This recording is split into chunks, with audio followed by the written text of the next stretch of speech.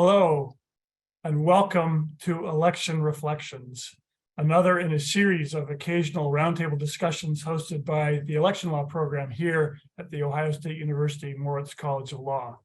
I am Steve Huffner, an Ohio State faculty member and the Deputy Director of the OSU Election Law program. Ned Foley, the director of our program, is also with us and participating today.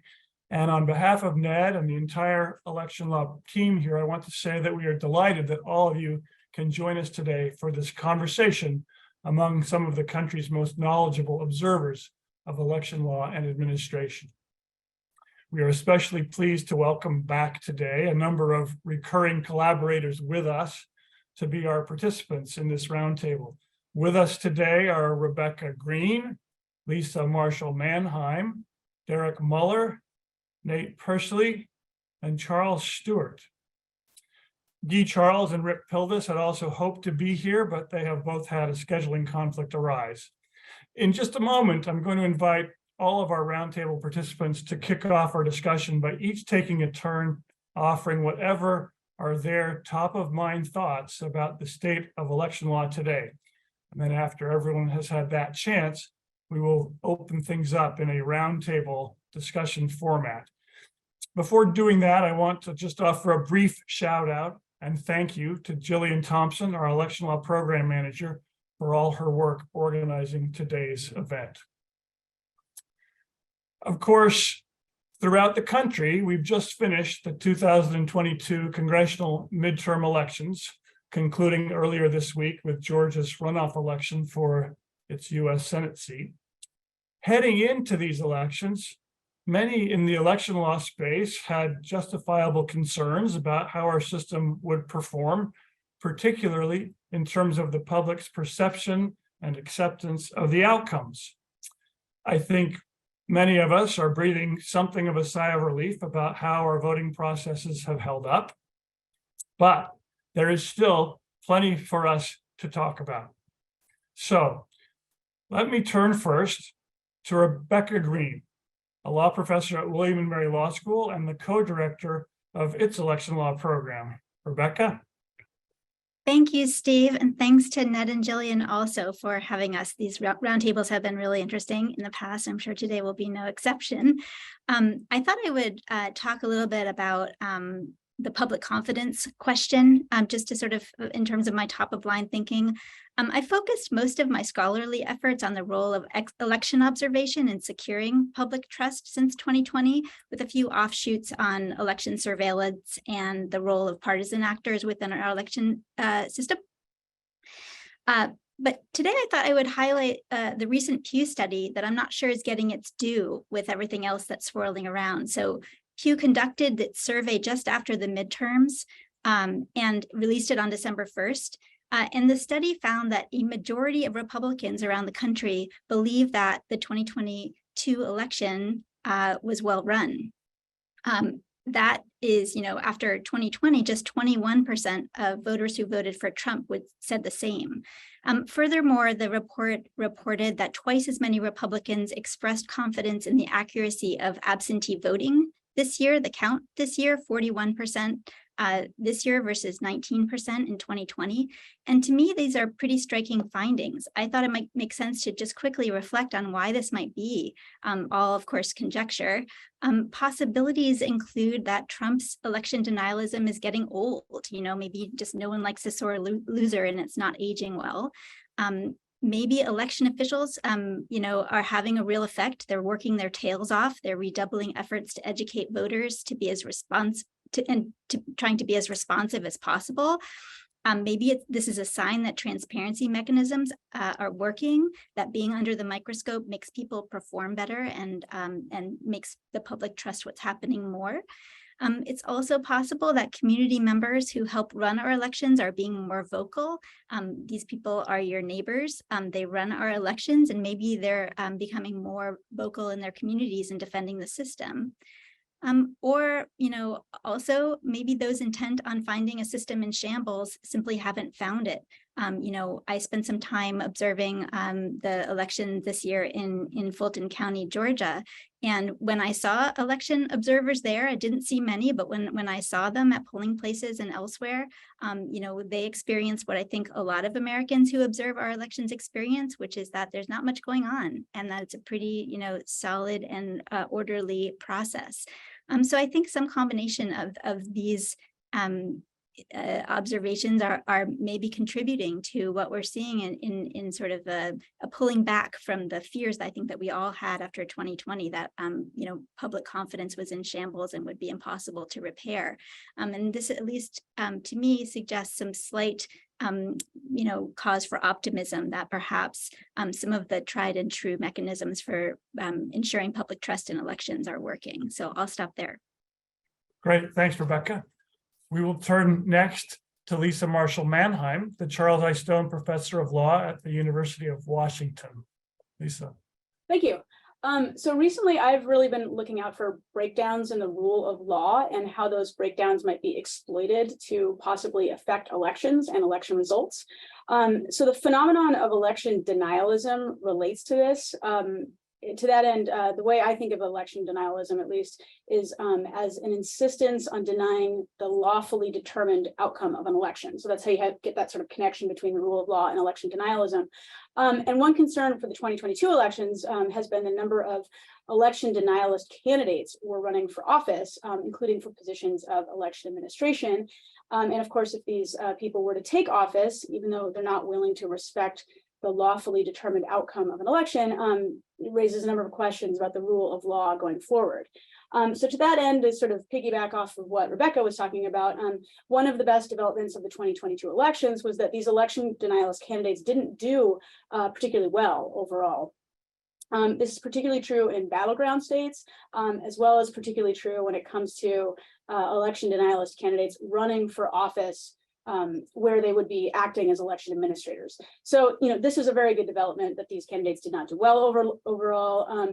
Still, that being said, it can be overstated. There were still dozens or more candidates running for legislative positions at the state and federal level who have been sort of denying the outcome of the 2020 elections.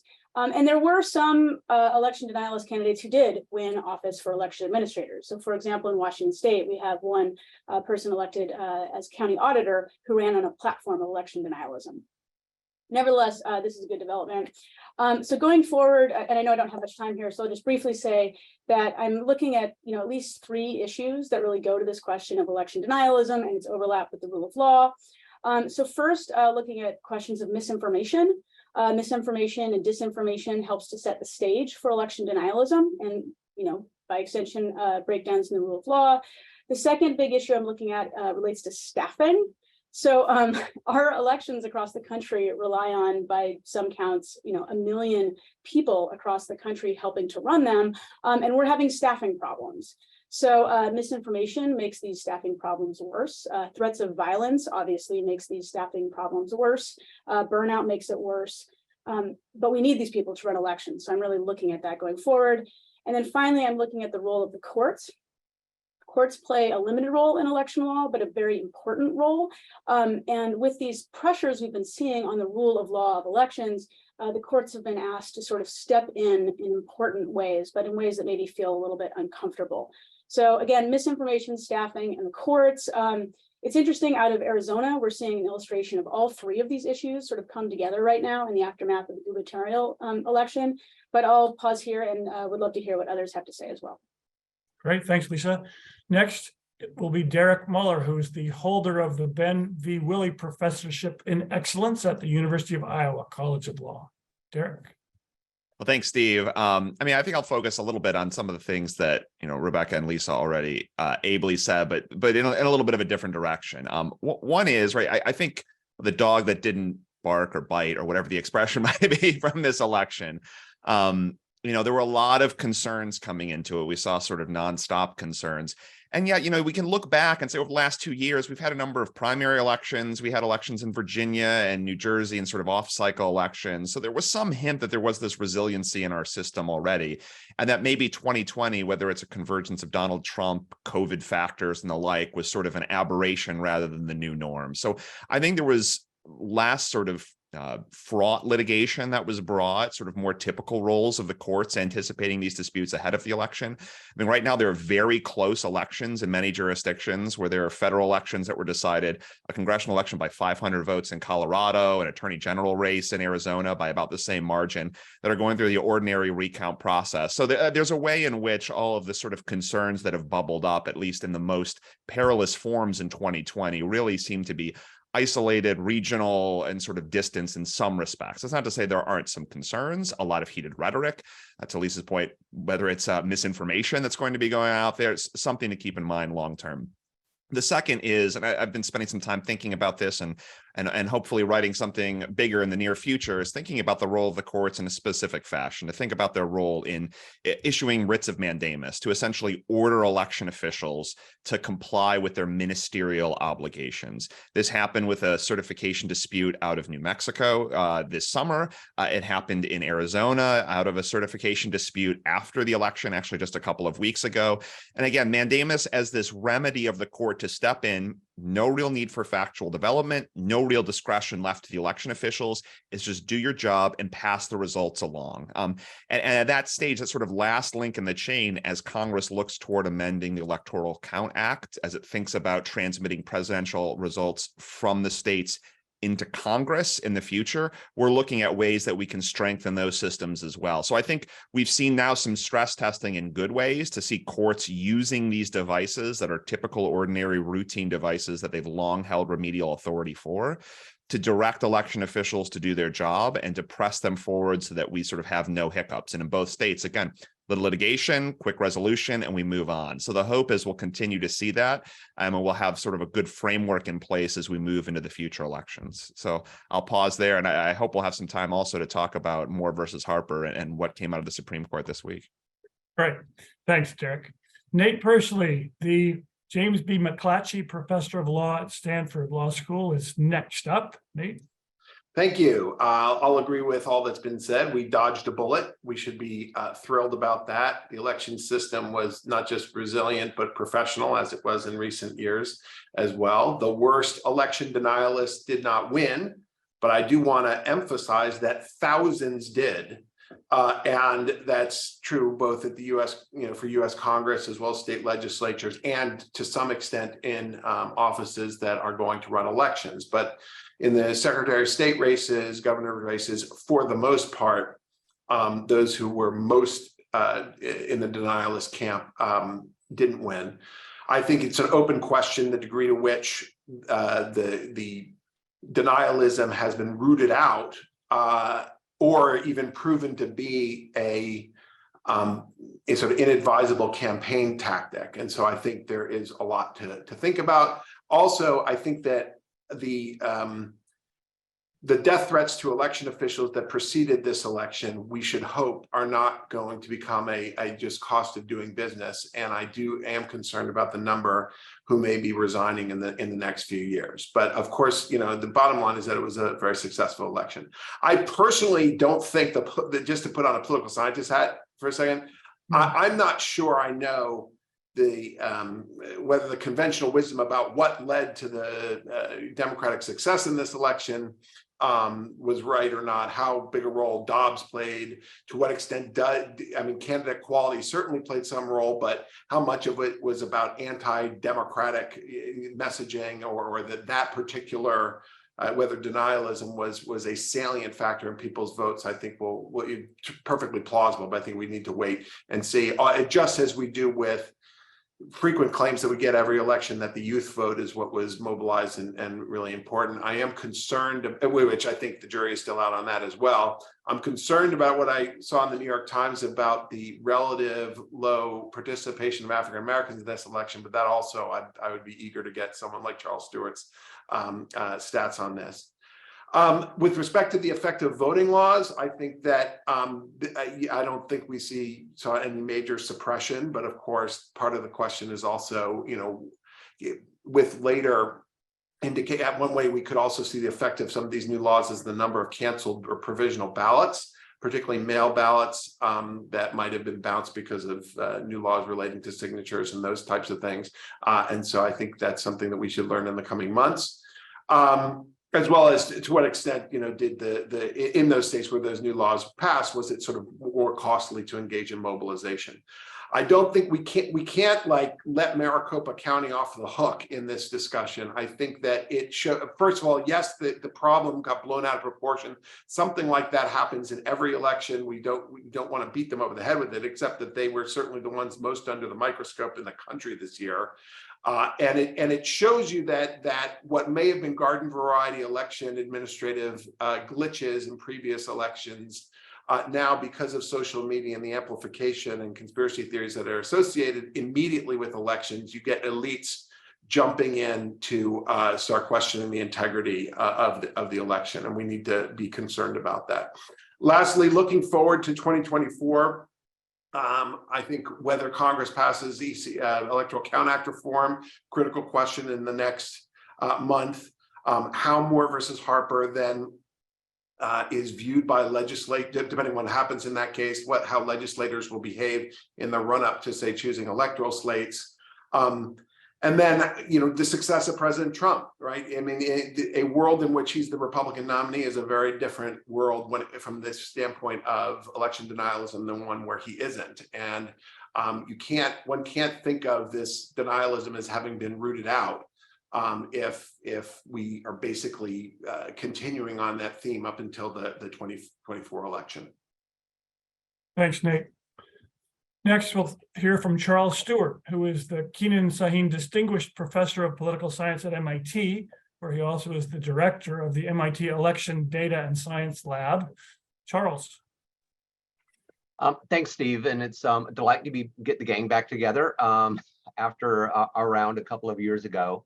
I'm batting cleanup here, and everything that's been said so far I embrace and agree with. And I will say a few things about trust, although Rebecca trumped me on some of the points I wanted to make. And I'm always glad, as a non-lawyer myself, always glad when the law professors dip into public opinion on these subjects. But so in the interest of a little bit of shameless self-promotion, I recently published a piece in the journal Daedalus about trust in elections. And although I wrote that piece back in the spring, I think my thoughts there are a jumping off point for how I think about this election.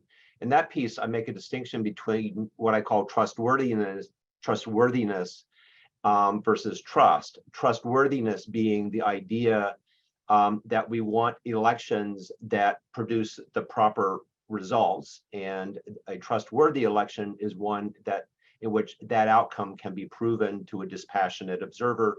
And it's the part of the election that's overseen by election officials, by courts, by fact-based and rules-based parts of the system. That's distinguished from trust, which is a psychological construct. Trust it rests in the population. Trust in elections comes about for a wide variety of reasons. It's influenced by direct observation. It's directed by hearsay. It's influenced by what you hear from your friends and your family. And what we've seen, especially in the last couple of years, it's heavily influenced by interpretations of political elites who were trusted. After all, most voters don't think about these issues most of the time. And so whenever elite politicians decide that this is the issue of the day, they're going to be driven hard by the issue. And I think we've seen that in the past, and we're seeing in 2022 as the Republican Party particularly moves back from not only general distrust, moves away from Donald Trump, but also is beginning to second guess many of both the rhetorical moves and also the legislative moves made in recent years. We're seeing kind of trust beginning to re-equilibrate to past levels, although not, not back before 2020 for sure. And so I would also encourage folks to take a look at the Pew study. It does look like we're moving back to an area in which trust is being kind of restored in particular areas because of experience, but also because of elite rhetoric. And we also discovered, to echo what's already been said here, the really professional performance of the election administration space, the no nonsense approach of courts when things have been challenged. I think that also really helps. That's where trust and trustworthiness really meet when the public begins to observe the functioning of the system. A few things to watch. Again, it's consistent with what's been said so far. One thing, just to kind of underscore something that's been said, I think I'm beginning to try to watch election denialism away from the bi-coastal bubble that I live in, or the urban bubble that I live in. As I go around the country talking to election officials, the place where election denialism really it continues to be persistent and sometimes effective is in small rural counties in the middle part of the country. This is where election officials are having to deal the most with FOIA requests that oftentimes are irrelevant, or having to deal with the types of mean things that are said when you're in the grocery store, the places where the pillow guy and all the other grifters are having seminars and rallies, kind of under the radar, I think, from the national media. It's also the place, if you were to look, drill down into the election results, you would see that there wasn't as much rejection of election denialism as there was in other places. Just to give an example, in Georgia, a lot has been made of Brad Raffensperger being actually the top vote getter, a Republican vote getter in this last election. Keep in mind, that's true probably because about 2% of people who voted for Kemp, rather about 2% of people who voted for Abrams moved over and voted for Raffensperger. So thing number one, it's not a big number of people who are making these differences. But thing number two, almost none of that happened outside of the Atlanta metro area and the few other urban areas in Georgia. If you look in the rural areas, particularly north of Atlanta, it was no different than the 2020 election. And so I think as we begin to drill down, as Lisa mentioned, in Washington State, what's happening in the counties, as election boards replace these election officials who are going to be stepping down, as voters vote to replace supervisors of elections in Florida, for instance, in 2 years, and throughout the country, we're going to have to be paying attention to what's happening locally. The final thing I'll say is that reflecting on the lack of widespread disruption of the polls this time, it looks like, from what we can tell, there really was, to a first approximation, nothing happening in the polling places of note with respect to disruption, as Rebecca was noting, around Fulton County. I think one of the things that I'm learning from this election is that when we think about widespread disruption at the polls, the bark may be greater than the bite in terms of the ability even of any groups that would want to disrupt polling places to do so. Keeping in mind, we have 100,000 polling places on election day. We have thousands of them in the early voting period. And as the Proud Boys have shown, you can talk a big game, but that doesn't necessarily mean that you can really strategically carry through. I think the idea that militias and rejectionists and others are going to start to surveil polling places in a big way, to intimidate, to do those sorts of things. This election has confirmed to me that I think that, yes, there are dangers in disruptions in small places. And if anything happens in one polling place, it's going to get amplified. Nonetheless, I think there's a lot of evidence that that sort of danger, we need to take a huge grain of salt in the future as we think about what are the actual material threats to the system. Thank you, Charles. So our last top of mind comments will come from my colleague, Ned Foley, who is not only the director of our election law program, as I mentioned, but holds the Ebersole Chair in Constitutional Law here at Ohio State. Ned? Thanks, Steve, and thanks to all of you for participating in this great conversation. I'm going to add another issue to the discussion. My biggest takeaway from the midterms this year is the ongoing need to reform our system of primary elections. And I think that point relates to the discussion of election denialism that we've been having so far. And I want to add to what Charles said about the differential treatment of election denialism in different parts of the country. I see a big red state versus blue state divide in how our current electoral system handled the threat of election denialist candidates that were coming out of the primary process. So in states that Biden won, blue states, the Democrat was able to beat the election denialists that won the Republican primary in statewide races. This was true in the Michigan's governor's race. This is true in the New Hampshire Senate race. This was true in Pennsylvania in both races, true in Georgia. So, you know, in a blue state, the hydraulics of our electoral system allowed for moderate Democrats to beat a more extreme election denialist Republicans.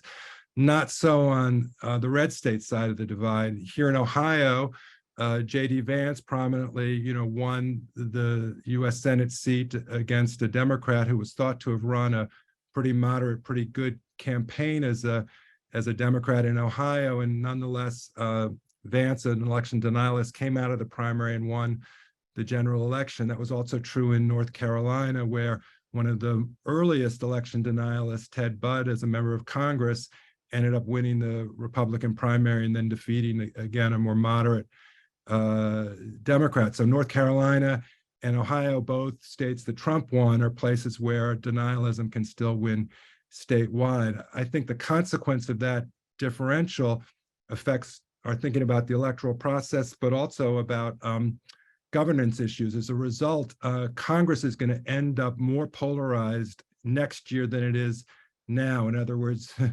even if the Republicans didn't win some seats that they might have won if they had had more moderate candidates coming out of their primaries, the Republican caucuses in both the House and the Senate are going to be redder, more MAGA oriented than the old version of the Republican Party. And I think that's going to exacerbate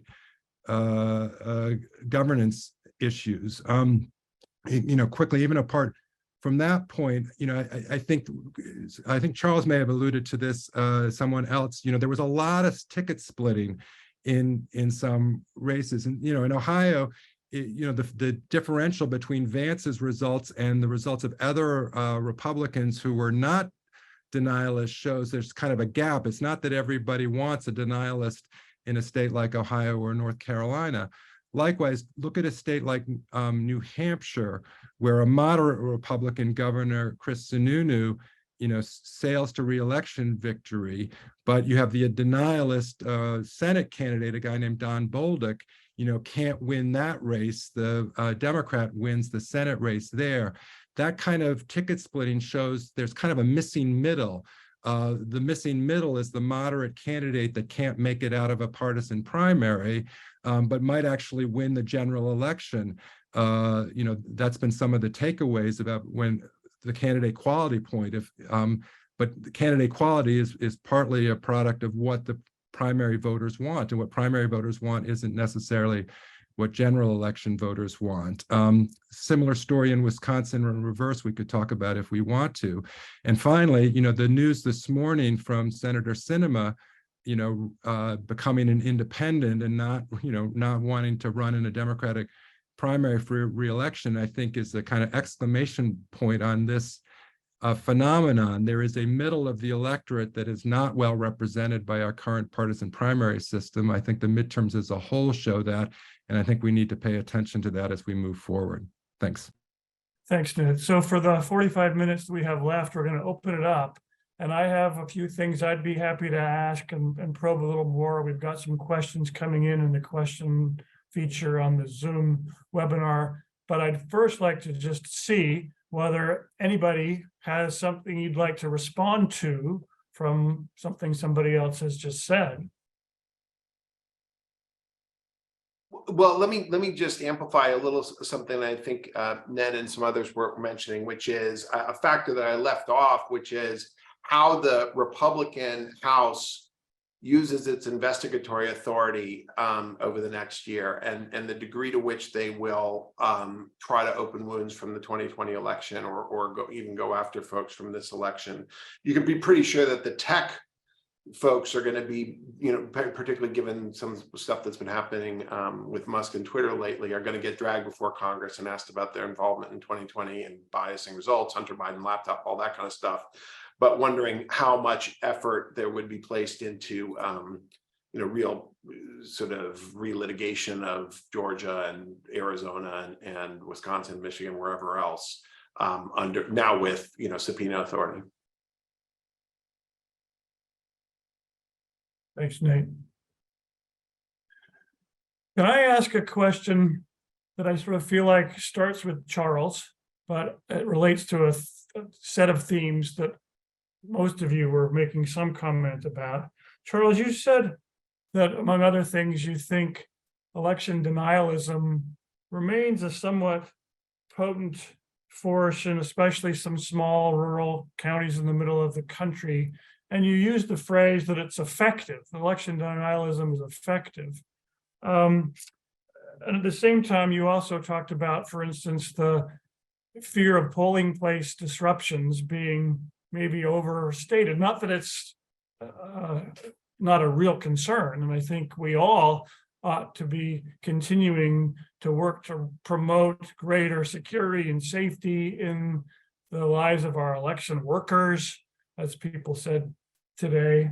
But to the extent the bark is bigger than the bite, as you put it, Charles, with respect to some of those types of concerns, where is it that you were yourself thinking election denial is, or in what ways is it effective in some of those places? What did you mean by that? You're on mute. Yeah.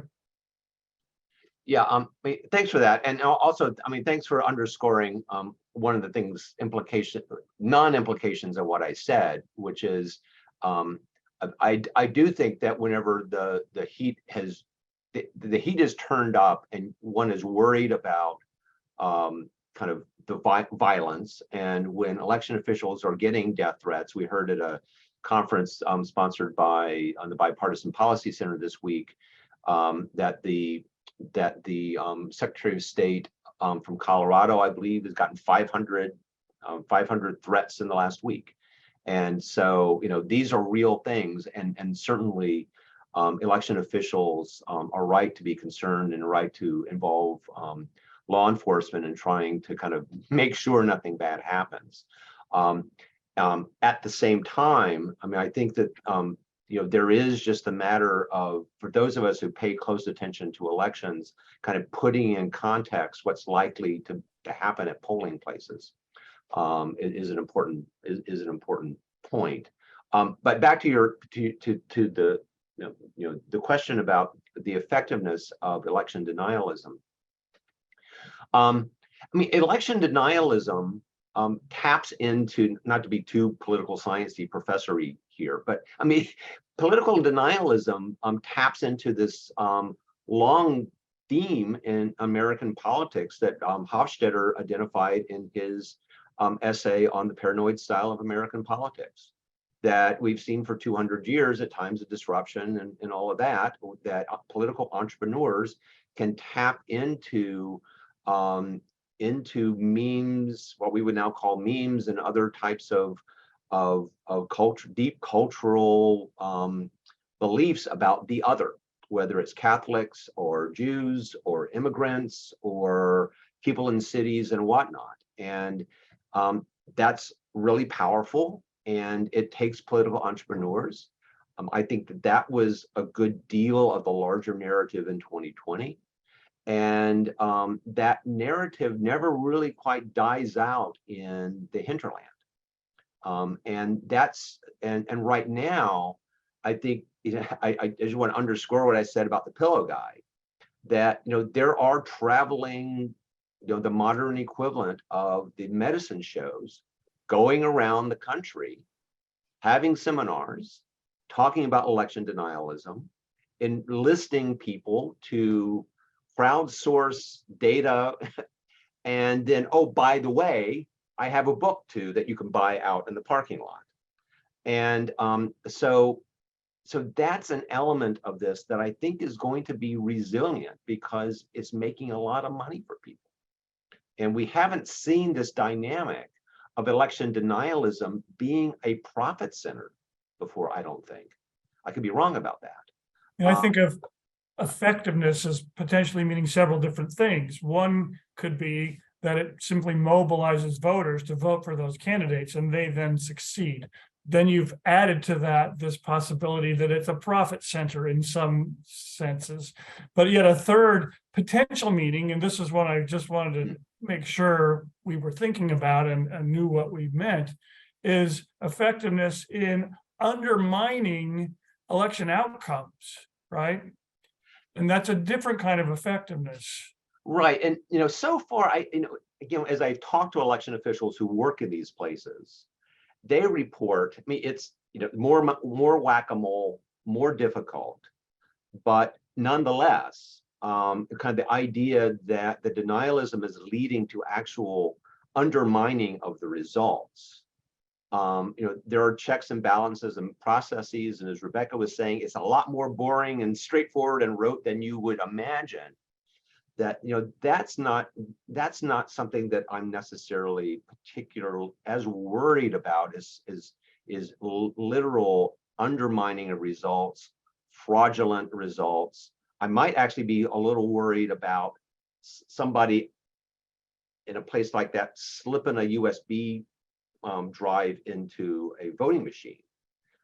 Something like that that could be problematic, but less so of what you were mentioning. Yeah, I can see Rebecca waiting to jump in. Go ahead, Rebecca. Yeah, so I wanted to suggest something slightly radical, which is to suggest that we shouldn't confuse election denialism with just sort of ordinary partisanship in election administration, and by which I mean all election deniers are not alike. I think, some use it as a means of subverting the system, getting their preferred candidates in office, engaging in some of the worrisome, the Tina Peters of the world who are exposing, computer code illegally. But I think some people who are doubtful of election outcomes are victims of a con, right? They're people who truly want elections that conform to the rule of law. And I guess I'm worried that the idea that partisans getting elected to run elections will somehow mean elections are no longer trustworthy. I've got a paper coming out soon that argues that partisanship in election administration is deeply American and sort of an ordinary phenomenon that we rely upon sort of adversarial actors within elections to kind of keep each other in check. So I guess I just wanted to sort of put that idea out there that, while I agree that a certain form of election denialism sort of exists to subvert elections, the kind of skepticism that some people have about how our election systems are run can actually be harnessed in our adversarial system. Yeah, let me point out that I think there was a long profile on Justin Roebuck, who was a college classmate of mine, who's a Republican election administrator in rural Michigan.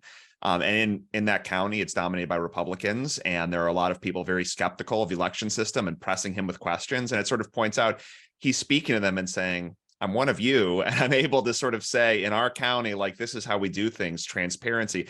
It's a real sea change over the last couple of years that election officials who were sort of nameless people behind the scenes working hard now have to sort of come forward and sort of be able to handle retail politics, like communication with the public, transparency in ways that we haven't had before, where it's not just the results or the ability to sort of observe, but to explain the stages of the process, and to be able to sort of, this is a very difficult thing to unwind. Again, Rebecca is doing a lot of work thinking about what that looks like on a nationwide basis, and Charles identifying the problems in the hinterlands.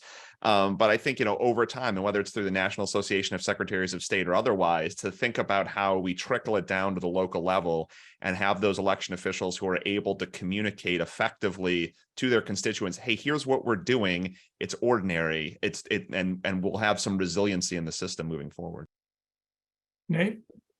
Well, let me build on that and Rebecca's point about the heterogeneity among denialists, just to say that, so much of the post-January 6th discussion, or let's say in the 2 years up until this election, that it wasn't even, I think, authentic disbelief in the election infrastructure, but it had become such an important signal to send to President Trump himself, as well as others, that there was kind of competition to show your fealty to the cause. And so it was like many of those other kinds of issues that could be defining of a political party or a political cause.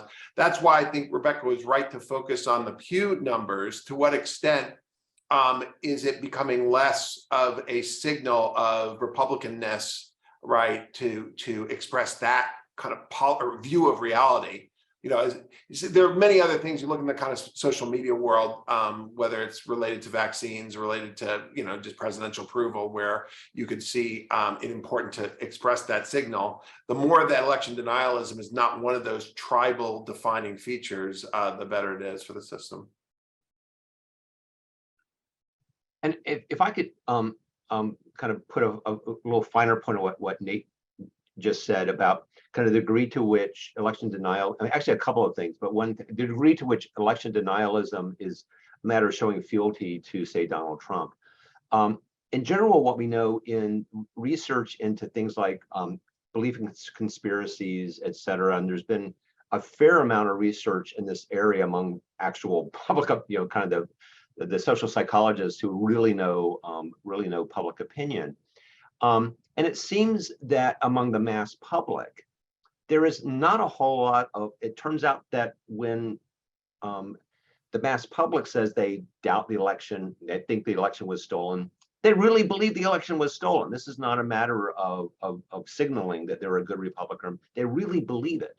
But I think it's important that the elites, some of them actually believe it, and many of them don't. And that's why it's important to kind of keep in mind, we need to, it's good when election denialism turns out not to be a great winning strategy, because then that's then going to have effects on what voters really believe. And if you don't really believe election denialism, and if you now are turning to believe, well, this is just sort of partisan politics, and we're grumpy when we lose, and we're kind of distrustful of the city, but we always are, then that's, I think, a good thing. And then the final thing I'll say is that I think we've overstated who are the election denialists. There's a lot of folks kind of in the middle who are just kind of grumpy and distrustful. And there's a big area for legitimate disagreement about what constitutes good election administration and good election policy. And so one of the things I'm looking forward to is that opportunity actually to begin to see state legislatures maybe tackle some of the serious problems that are here about, that we can talk about. There's some serious problems that they need to address. And if they can get beyond election denialism, that kind of bodes well maybe for the upcoming state legislative sessions. Well, can I add just one thing on that, which was I think another factor to consider is the degree to which a narrative now takes hold that we're seeing a little bit in Republican circles, that the war against absentee ballots is politically unfavorable for them. So that to what extent, not only is election denialism as a strategy not winning voters over, but to what extent the more you discredit the system, it's maybe less likely that some of your voters will turn out. And if I can jump in on that and piggyback also on Nate, what you were saying earlier about Trump and the potential role he may play for 2024. I mean, it seems clear that the Republican Party in different places and at different levels is trying to struggle with its own organization and how it then relates to the electorate as a whole.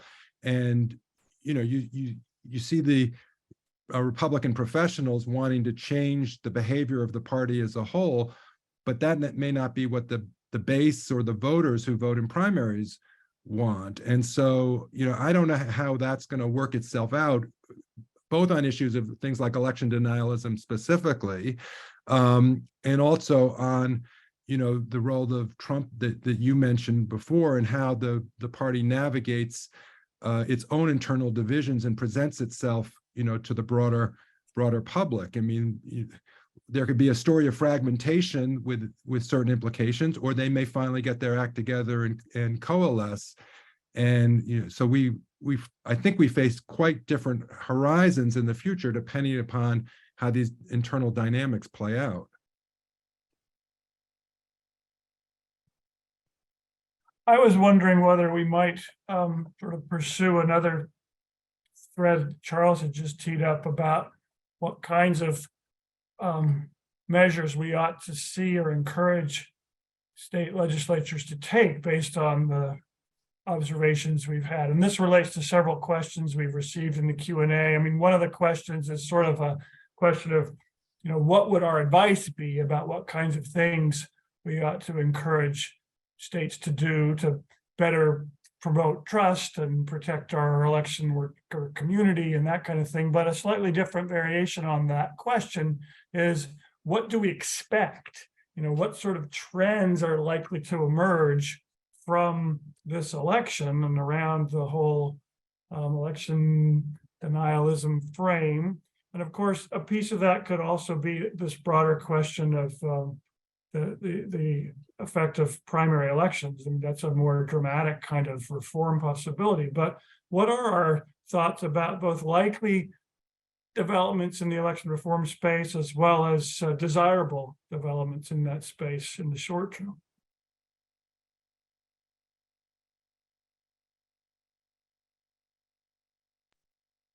Well, I'll jump in. The one thing that's come to mind, and it came up in 2020, and it still wasn't solved in 2022, and Charles and Nate had a piece in the Wall Street Journal identifying this about absentee ballot or ballot counting speed, right? That this is a persistent problem in some jurisdictions, and we understand that there are some causes for delay that are going to be inevitable: provisional ballots, late arriving absentee ballot deadlines, things like that.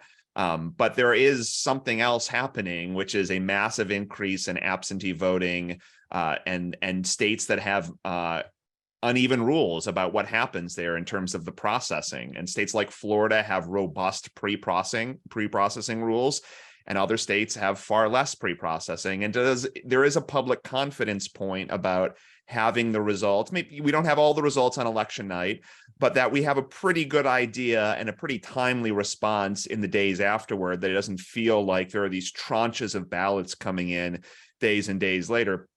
Again, not that there's anything suspicious about it, but that's simply the processing for absentee ballots is much more complicated. So it's my hope. I saw that Governor Kemp is going to suggest something in Georgia to this effect, and I hope other states are thinking about this too, about trying or it was Governor Ducey in Arizona, thinking about trying to accelerate some of the counting speed. Again, that's an investment of cost, right? That requires personnel, that requires machinery in addition to the timing. But I hope that there's some consensus around that ahead of 2024. Yeah, and on the reform space, I mean, somebody mentioned the Electoral Count Act reform process, and I think there should be no discussion of election law in this month without the urgency of the need to reform the ECA. It had looked good, and I hope it still looks good that will happen in the lame duck, but it hasn't happened until it does, and the clock is ticking. And I think it's absolutely imperative that Congress cross the finish line, with a version of ECA reform of the kind that emerged out of the Senate. So, I think that's point number one on the reform space. The other reform point is that Nevada took the first of two steps that it needs to take to adopt a system of reform that's similar to what Alaska adopted previously and used for the first time this year. And so I think we are going to see, maybe slow and developing and state by state, but I think we're going to see more attention paid both to what happened in Alaska and what that tells us about that kind of reform. And, if Nevada ends up adopting it, what that looks like for a battleground state like Nevada. So I think it's important to keep an eye out on that.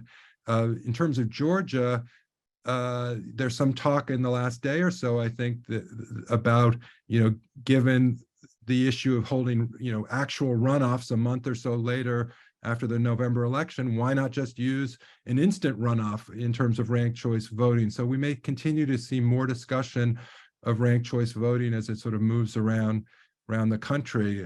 Those would seem to me some of the positive reform developments that are in the works, along with what Derek said. There may be counter reform measures. You know, here in Ohio, there's a talk of an election bill that would look more like the voter limitation kind of law of which we saw in Georgia and Texas and other states around the country. So in those states where, you know, different political parties control the legislative process, you know, we may see changes that are, you know, that are labeled reform, but whether they're positive or not, you know, may be debatable. And Ned, do you want to just take a moment to respond to a question in our Q&A about whether ranked choice voting in primary elections would produce more moderate candidates? Yeah, really quick, and I, you know, welcome other people jumping in as well.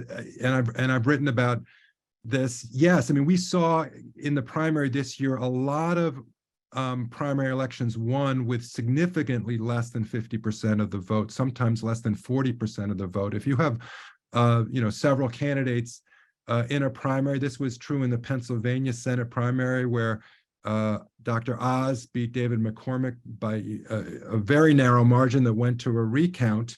You know, that was a fractured field. I can't remember the exact percentages, but I think both Oz and McCormick were in the 30s, not in the 40s. And we saw that in all around the country. So there could be more consolidation, you know, more sense of what voters really want if something like ranked choice voting were used in primary elections. I think that would be a useful idea to put on the table. Anyone else want to mention or talk about that point? Steve, I can jump in when it comes to possible reforms going forward. Yep. So one thing that has already been brought up is just the reality that in the United States, significant election reform needs to go through the political process itself. And so what that means is that while it's fine to sort of think of appropriate reforms in a vacuum, what often can be really helpful is looking at places for potential compromise among people on both sides of the aisle who are, in a sense, operating in good faith. So some of the places there that there's at least a possibility of some sort of reform going forward would be, for example, with respect to voter registration and maintenance of the voter rolls, some sort of compromise where, on the one hand, the really problematic practices become prohibited in terms of list maintenance, but then more appropriate procedures for list maintenance are adopted. So it's sort of a compromise between kind of the two positions there. Preparing ballots ahead of time to be counted, that is an area that possibly there could be some movement on. Election security, there are real threats out there to the elections. They're not coming from a lot of the places that maybe get a lot of sort of play on Twitter or whatnot. But, you know, foreign actors, you know, sort of focusing on that sort of election security. And then things like audits, doing real audits that are helpful, that actually uncover sort of issues that maybe could be addressed in the future. These are all places where there's at least a possibility that people from both sides of the aisle would be interested in the relevant reforms. And so maybe there's an opportunity to go forward there. Great, thanks, Lisa.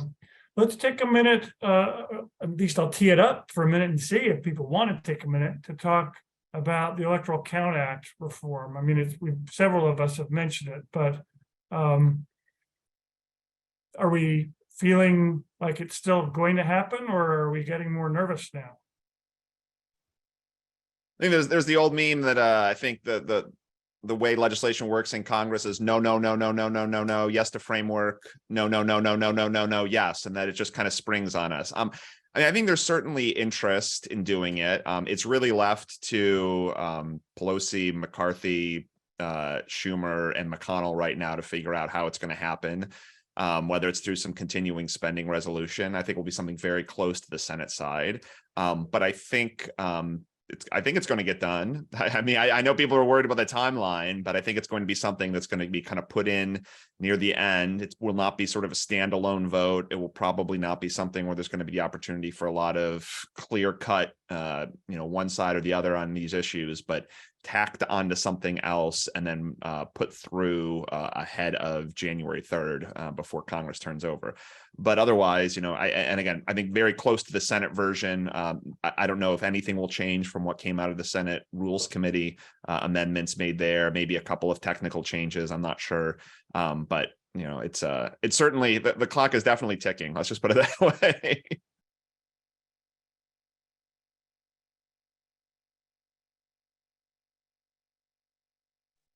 Can I say, let me say something off the wall here a little bit, and only orthogonal to your question, which is how the debate over ECA reform may affect Moore versus Harper, and just the way people, the actual willingness of Congress to get involved in this will then prove those right. People who said that, Congress acts as a check on state legislatures with respect to the time, place, and manner of elections. So I'll just drop that little bomb and see how it percolates. React. Yeah. Go ahead. Well, to pick up on that and Lisa's earlier point, if we're kind of being very speculative and off the wall, I've wondered whether or not the results of the midterm with, divided government again in close elections, is there any space for President Biden to try to lead with something like a bipartisan election reform summit that genuinely is bipartisan and says, we're not coming with any preconditions. Let's just think about what both sides might agree on for the good of the country. I mean, I think that conversation shouldn't happen right now, because I think right now the ECA reform, has to happen until that is done. We shouldn't complicate the national reform discussion. But as I look back on the last couple of years, there was a kind of a failure of the period of time between 2020 elections and today to get something, through Congress. And the only thing we may get through is ECA reform. I hope we do. But, the Democrats tried to get their one-sided version of election reform through, didn't work. They thought about getting rid of the filibuster, didn't happen. And I wonder if there's any space for something that could cause both teams to say, we actually have a set of rules that we all agree with going into 2024. It seems naive and utopian, so I don't think it'll happen, but is it even worth thinking about at all? No. I'm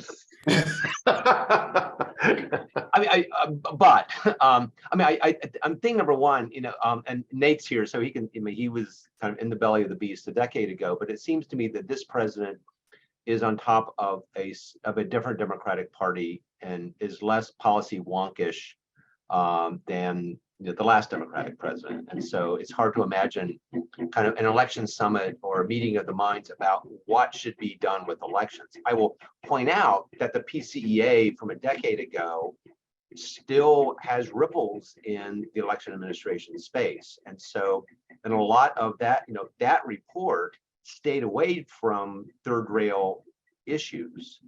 And, they're still percolating. I do think that there's openings in state legislatures right now, though, and maybe that's the appropriate way to go. Reevaluating the laws that happened over the last couple of years, revisiting issues around funding and how to manage absentee ballots and counting rules and a bunch of other things are just kind of laying around, none of which is really sexy, but a lot of them really do have to go get back to the actual trustworthiness of elections. And maybe, with respect to things like kind of a little more pushing at reforms like ranked choice voting, instant runoff, and the rest, there may be, given that, referenda and initiatives are beginning to pass, there may be, state legislators may want to actually take some leadership in this issue before it gets out of their hands. And so there may be some states where, some pilots with experimentation could be encouraged by state legislatures before, they're required to do something that they would consider to be a bit more radical, extreme, comprehensive through the initiative process. Thanks, Charles.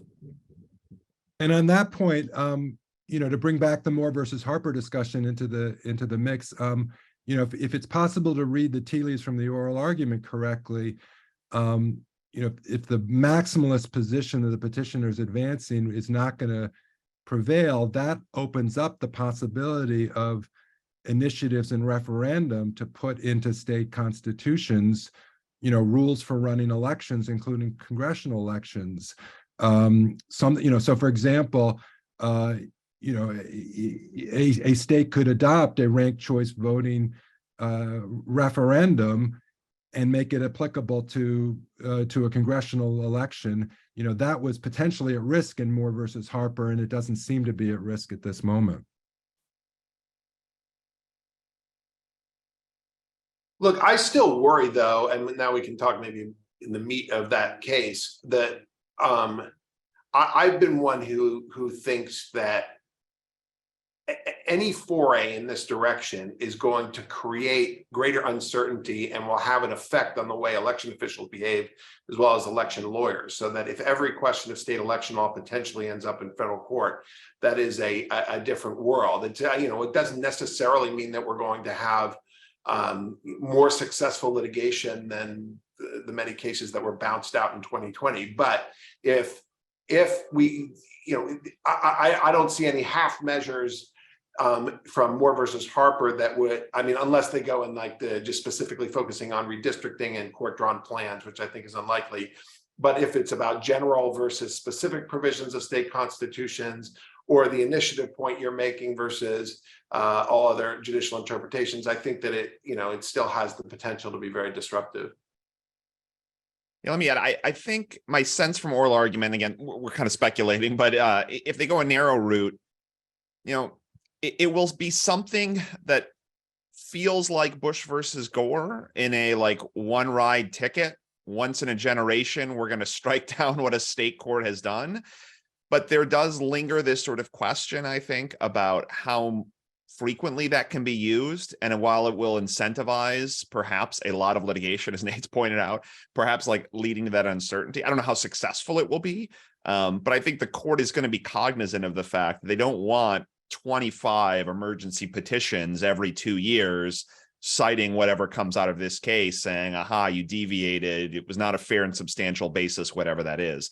So to the extent there is a middle ground, they're going to try to find a thread that allows them to confine the outliers without incentivizing litigation. I'm not sure that's possible, but I think that's going to be the objective.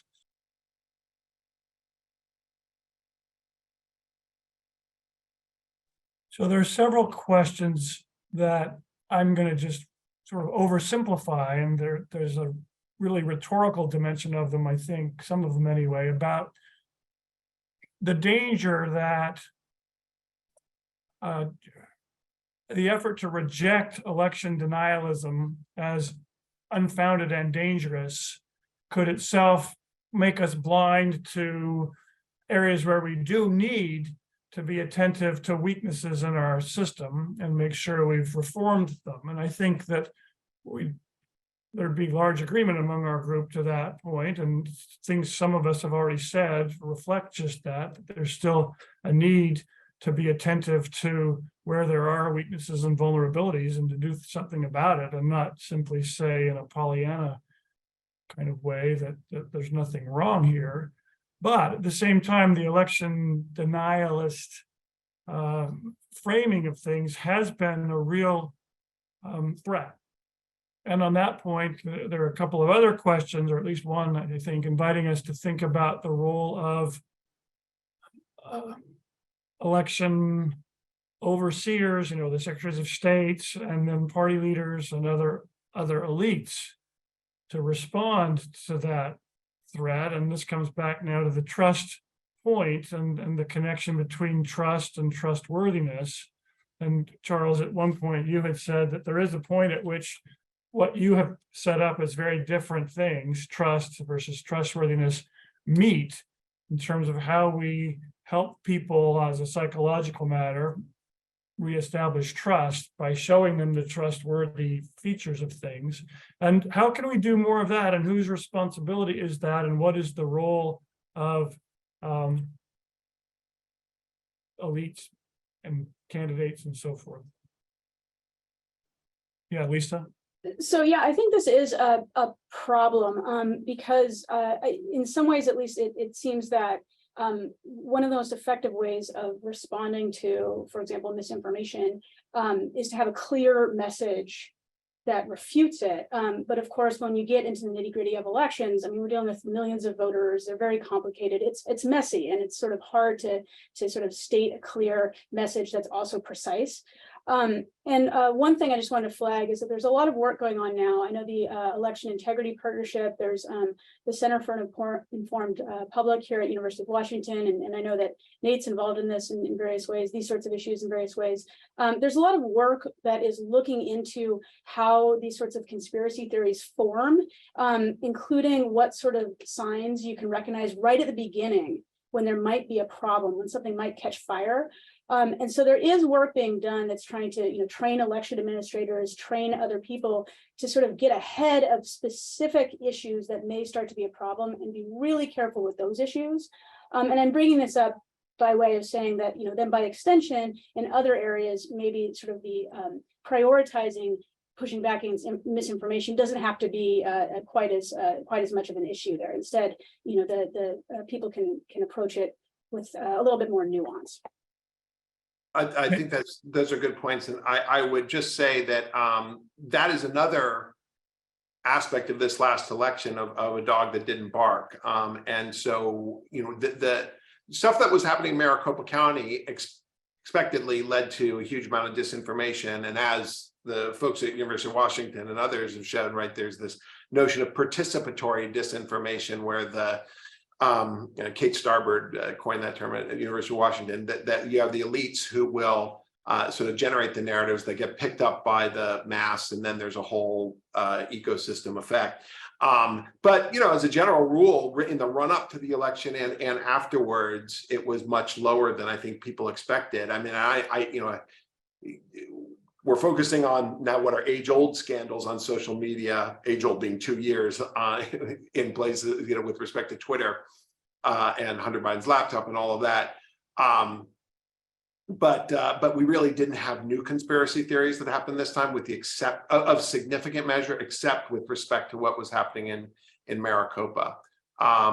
And that's good news, but it's also a way of showing how, if you had a presidential election that came down to Arizona, I still think we are ill prepared for an orderly resolution of it, comparable to Bush versus Gore. But the more that we can prep to immunize ourselves from some of those disinformation campaigns, the better. One thing I should say is that Trump's return to Twitter, and I think likely return to Facebook next month, is that introduces a new variable into this as to how much social media is going to be used in the coming years to promote these disinformation narratives, as well as, by the way, the shift of the platforms in their rules about election denialism. So that for many years, I'm pretty sure that Twitter has removed this. I think Facebook has as well. As with COVID, some of the COVID responses, they are relaxing the rules about election denialism. Steve, can I just jump in with a point about gerrymandering, which is not something that we've talked about today. There's been some discussion about the role of redistricting and how that affected this year's midterms in the House being such a close result in terms of which party controls. Talk about whether if New York had been handled differently, there might have been a different outcome and so forth. And I think there's going to be ongoing pressure in the next couple of years, and even for the remainder of the decade, to think about finding an extra seat here, there, anywhere. There's still some litigation left over from some of the states that were temporarily suspended in emergency shadow docket kind of things that have follow-on effects. And this relates to a point that's been influencing me over the last few months, that comes out of the book The Bitter End by Sides and Vavrick and their co-authors, that is about the 2020 election, but they've also been applying it to the 22 election, which is, where our American politics right now is demarcated by this concept that they use of calcification. We're not just polarized, but we're getting increasingly rigid in our polarization, combined with the knife's edge quality of the overall national competitive environment, means that, as Lynn has pointed out in particular, there's this incredible incentive to try to change the rules to just push your team over the edge, whether you're changing the rules through redistricting or through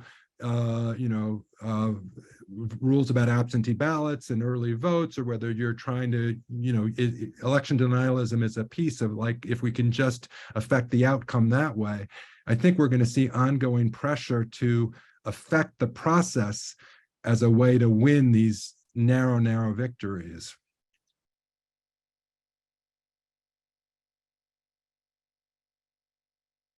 So I think a lot of times it's easy to identify proposed reforms in the election law space as potentially having a partisan impact, in one direction or another, and therefore sometimes to say that maybe the supporters or promoters of some of these reforms are doing so out of a partisan advantage gaining effort or purpose, even though many times some of those same reforms also have a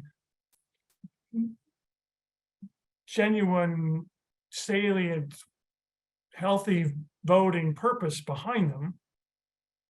One of the things we've seen just this week has been a little bit of hand-wringing that reforms have not had the same kind of partisan impact that had been expected. And does that say anything about, how we can help encourage states to make choices about voting laws independent of partisan considerations, because sometimes our predictions are just wrong? Or is that too much of a pipe dream? Well, I mean, I think that I don't know about too much of a pipe dream, but I think it remains still fertile ground for policy entrepreneurs who want to push a narrative and get some successes. I think that let's wait and see the degree to which, for example, some of the new laws may have led to rise in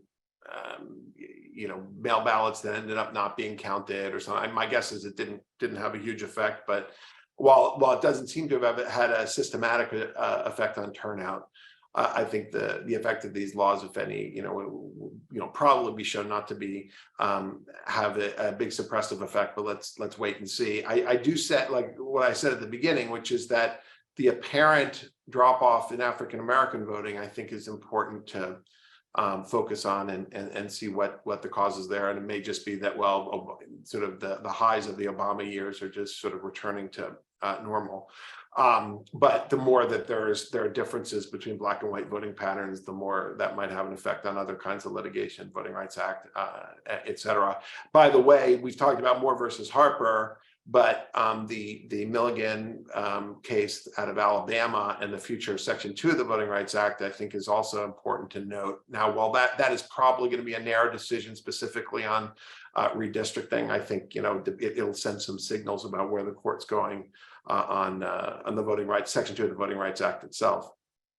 And let me just say one last thing on the redistricting, which is, I think, what's interesting from a kind of political science point of view with respect to proportionality, right? That you can't look at the national vote for Congress and then look at the results in seats and say, well, there was some big distortionary effect that would be pro-Republican. If anything, maybe it was muted. Of course, the fact that this is the first time that no incumbent has lost on the Senate side, and I imagine pretty high levels of incumbents re-election rate in the House, tells you that maybe some of the early prognostications about the likelihood of incumbent re-election, that there weren't as many competitive seats. But then you look at some of these states, places that weren't supposed to be competitive, like Lauren Boebert's seat or some of the New York seats, and we had, I think, surprising levels of competition. On the policy side, I think there's an interesting thing that's happened as we think about election administrators, and getting to a theme of this call. In Georgia, they passed Senate Bill 202, and then they were thinking about a second bill, and the second bill did some things that would really materially hamper how elections are administered at the local level. And on a bipartisan basis, election officials show up and say, listen, legislators, we're in the trenches. I don't think you understand how this would play out in the real world. We saw this in Texas, where the switch to from signatures to requiring signatures and an ID number on the envelope. And it turns out, like, when you put the ID number under a flap on an envelope, a lot of people didn't fill it out in the primary, and they were able to figure it out. There are these like little wonky things that where the legislature enacts it and they don't really think about how it's going to play out in the real world. And I'm hopeful, as we see some of these things bubble up about election administrators realizing their role and the significance they play, to band together again on a bipartisan basis and say, let's have well-run elections. If you want confidence, if you want integrity, if you want participation, whatever you want, there are ways of doing this effectively. And let's make sure that we're not shooting ourselves in the foot when we're moving forward with new rules. So we've reached the end of our time. And I'm sorry about that. This has been really fun. And I want to thank each of you for your contributions and say how great it would be to continue and to be able to pick up some more of the questions and comments that have come in from from the audience today. But we'll do something like this again at some point, hopefully not too far away.